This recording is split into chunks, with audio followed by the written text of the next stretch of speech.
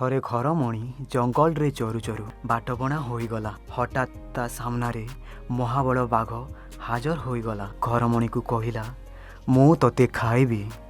ଘରମଣି ବହୁତ ଡରିଗଲା, ହେଲେ ବୁଦ୍ଧି ଖଟାଇ ଏକ ଉପାୟ ପାଞ୍ଚିଲା। ବାଘକୁ କହିଲା, ଆପଣ ହେଲେ ରାଜା, କେତେ ଜୀବଜନ୍ତୁ ଖାଇ ମୁହଁ ଦାନ୍ତ ଅସନା ହୋଇଯାଇଥିବ।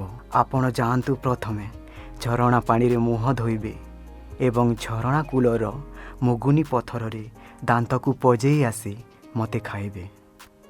ଠିକ୍ କହିଲୁ କହି ବାଘ ଯେମିତି ଝରଣା କୂଳକୁ ଯାଇଛି, ଘରମଣି ଛୁ ମାରିଲା।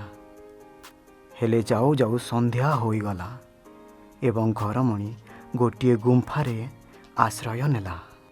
ସେଇଟା ଥିଲା ସିଂହର ଘର। ସିଂହ ଯେମିତି ଗୁମ୍ଫାରେ ପଶିଛି, ଦେଖିଲା ଅନ୍ଧାରରେ ଆଖି ଦୁଇଟି ଚିକ୍ ଚିକ୍ କରୁଛି। ଗର୍ଜନ କରି ପଚାରିଲା, କିରେ ତୁ? ଘରମଣି ଭାବିଲା, ଏବେ ନିଶ୍ଚୟ ଜୀବନ ଯିବ। ତଥାପି ଏଥର ମଧ୍ୟ ସାହସ ସଞ୍ଚୟ କରି କହିଲା, ମୁଁ ଧପ୍ ଧପ୍ ରାଜା, ମୋ ସିଂହ ଦିଟା ଗଜା। ଏକ ସିଂହରେ ଗଛକୁ ଭାଙ୍ଗେ, ଦ୍ୱିତୀୟ ସିଂହରେ ସିଂହଙ୍କୁ ମାରେ। ଏହା ଶୁଣି ସିଂହ ପ୍ରାଣ ବିକଳରେ ସେଠାରୁ ଯାଇ ଆଉ 5ଟା ସିଂହଙ୍କୁ ଧରି ଆସିଲା। ତାଙ୍କ ଗର୍ଜନରେ ଗୁମ୍ଫା ଥରି ଉଠିଲା। ଘରମଣି ଛାତିକୁ ଦମ୍ଭ କରି କହିଲା, ଏ ସିଂହ, ତତେ 10ଟା ସିଂହ ଆଣିବାକୁ କହିଥିଲି, ତୁ କ'ଣ 5ଟା ଆଣିଛୁ? ଆସ, ତତେ ଆଗ ଖାଇବି। ଏହା ଶୁଣି ସିଂହମାନେ ଭାବିଲେ, ଏଇ ସିଂହ ଆମକୁ ଏଠୁ ମାରିବା ପାଇଁ ଆଣିଛି। ଯିଏ ଯୁଆଡ଼େ ପାରିଲେ ପ୍ରାଣ ବିକଳରେ ଧାଇଁଲେ।